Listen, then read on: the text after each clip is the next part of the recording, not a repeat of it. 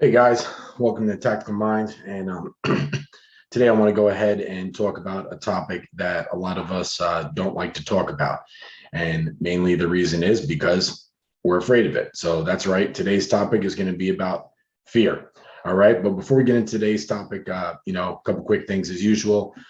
Please, guys, if you enjoy the videos, like, comment, subscribe, hit the bell for notifications, share with your friends, all that good stuff. Really do appreciate it.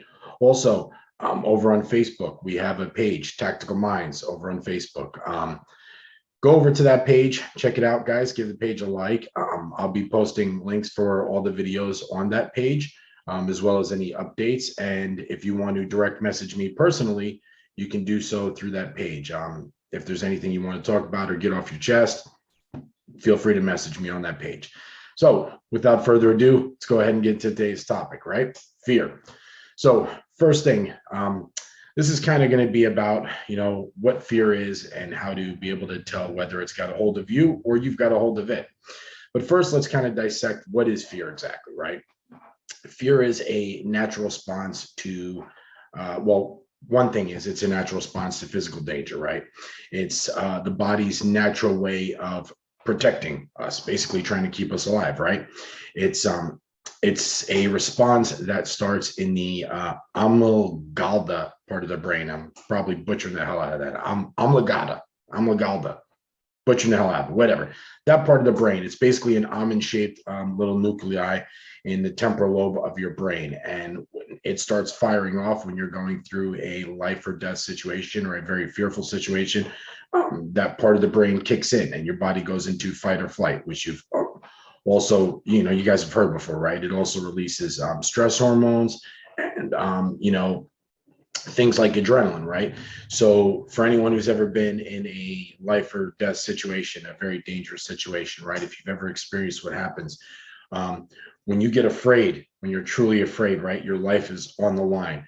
Your body dumps all this adrenaline. Your brain dumps all this adrenaline, all this stuff into your body, right? And what it does is it's kind of an interesting thing. And if you've experienced it, Um, if you haven't, it's pretty fascinating. So basically what it does is it makes your brain like hyper aware, right?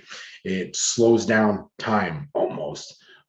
You can move really fast. Your muscles are stronger than they were before. You can see things a lot faster. Things are almost moving in slow motion.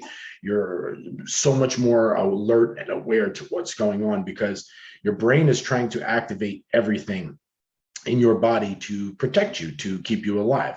Literally, what your brain is doing is taking all the blood in your body and it's rushing it to those muscles, to those areas that it feels at the time you need to survive. And it's pulling it away from those areas that it doesn't feel you need. So you might experience, like I said, slow down in time, sometimes a loss of hearing, things like tunnel vision. It's going to basically focus on what it feels is necessary for your survival, right? In a nutshell, that's what actual fear does to our body, right? There's also another little thing of fear, right? Like some of us actually, as human beings, we enjoy fear to a certain extent, right? Not all of us, but there's a lot of us out there, myself being one of them. We like to watch horror movies, right? We like to watch, scary movies. And why? Because it scares us. It gives us that rush of fear. It excites us, right? But there's another thing about fear that a lot of people don't want to talk about. So the other thing with fear, aside from it being the good thing that protects us from, protects our bodies, protects us, and tries to keep us alive. The other thing about fear is fear also can stand for false evidence appearing real. Okay, false evidence appearing real. Now, what does that mean? Well, in a nutshell, what that means is that your brain is creating false evidence. Your brain is creating something that's not there. Okay. It feels real to you at the time, but it's not real. It's just something that your brain is telling you is real. Like somebody, let's say, who has a fear of the dark, right? You fear the dark because you fear what's lurking in the dark, right? There might be the boogeyman or a stranger or something, right? You fear what's in that dark because you can't see. You don't actually have evidence that there's something in that dark that's going to harm you, but you fear it anyway because your brain is making that evidence that you're telling yourself is real. It's making it seem real to you, right? Even to the point where you can start to almost hallucinate, for lack of a better term, right? You may see shadows moving in a corner or something like that, and they're not even really there, but your brain is telling you they're there because you're so terrified of it. You're so afraid of it, right? Or like somebody, for instance, who's afraid of heights, right? You're afraid of heights because of what? You may fall, right? You may fall to your death, right? There's no evidence to support that if you're up on a tall building or if you're up in an elevator, you're going to actually fall to your death. But your brain is telling you that you may. Your brain is making this false evidence appear real to you. Somebody who has claustrophobia or a fear of tight spaces, right? You're afraid that that space is going to collapse in on you or you can't breathe, right? When in actuality, the space is not collapsing in on you. You can breathe, but your brain's making it seem that way. It's making it seem smaller and smaller and smaller, right? Um, you know, I myself can tell you, I personally experienced that. A few years ago, I experienced my first anxiety attack, and same thing. It's false evidence appearing real. Your heart starts pumping, right? You have a hard time. Your chest gets tight. You can't breathe. You feel like you're having a heart attack, and in your brain, you actually tell yourself that something's wrong. Something is legitimately wrong. When in all reality, it's you creating that fear. In your head, it's that again false evidence appearing real. So how do we conquer those fears, right? How do we conquer those fears? The long and short of it, guys, is you just got to get out there and you got to do it. Once you realize that these fears are things that you're creating in your mind, you can move forward and learn how to conquer them, right? Because let's take, for instance, an example of a guy who's going to approach a girl, right? And he's afraid to approach her, right? Because he's afraid of getting rejected, right? Well, you don't really know you're going to get rejected until you go out there and try, right? The point is you have to be able to try. The way you're successful in life is by taking those fears and learning how to conquer them. If you never go for the girl, and I say if you never go for the girl, right? Because I don't believe there's a woman out there that fears approaching a man. Just kidding. But anyway, if you're afraid to go after the girl, you're afraid to go approach her, right? Because you're afraid of getting rejected. You'll never know. If you're afraid of taking that career leap because it may lead to success, it may not. You may fail. You'll never know.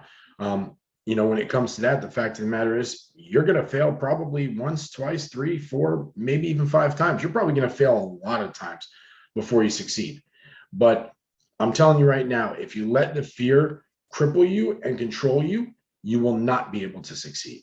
All right. We have to learn how to take that fear, again, that false evidence that we're making appear real in our head. We got to learn how to take that fear and you have to learn how to take control back. Okay. You have to learn how to conquer that fear.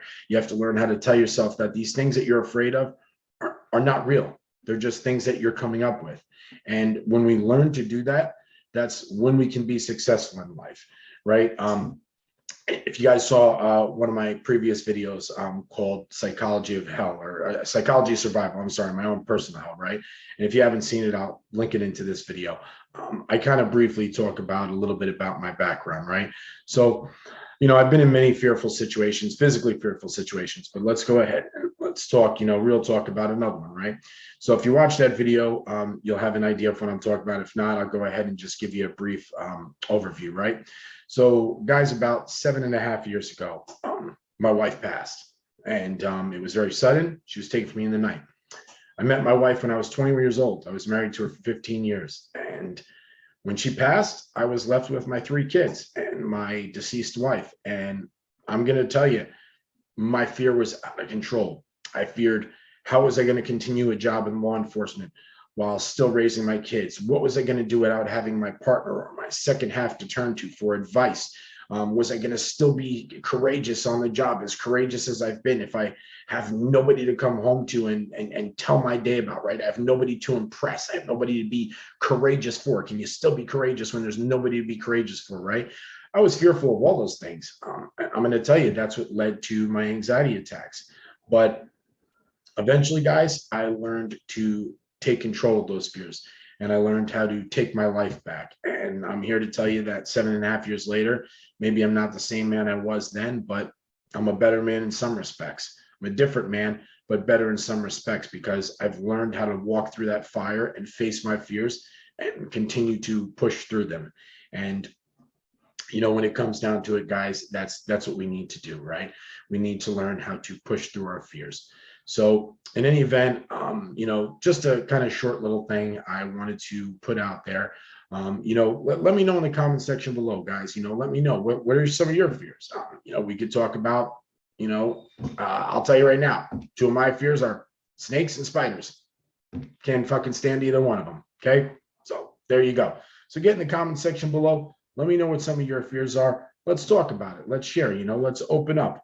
A lot of times as tough guys, we don't want to open up about things that we're afraid about. But I think it's important that we do so that we can grow on and be better and be stronger and learn how to be tougher overall. And as I said, guys, go ahead and follow my page on Facebook, Tactical Minds again. And if you, again, want to direct message me in there, maybe you have a similar story, maybe you have a fear you'd like to talk about, maybe you have something you just want to share and get off your chest, go ahead and direct message me in there. I can't guarantee that I'm going to get back to you in that exact moment, but I guarantee that I will get back to you. Guys, thanks again for watching. Hope you enjoyed the video. And as always, stay safe, stay tactical, stay dangerous. Learn how to take control of your fear, all right? Have a great day.